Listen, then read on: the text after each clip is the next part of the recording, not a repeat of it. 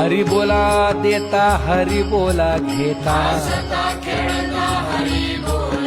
हरी बोला गाता हरी बोला खाता हरी बोला एकांती हरी बोला दोकांती हरी बोला भांडता हरी बोला कांडता हरी बोला जनी हरी बोला विजनी हरिमुखी गाता हरपली चिंता एक 3 5 मेळा 25चा कल्पना अविद्या तेणे झाला जीव जीव शिव दोन्ही हरिरूपी तरंग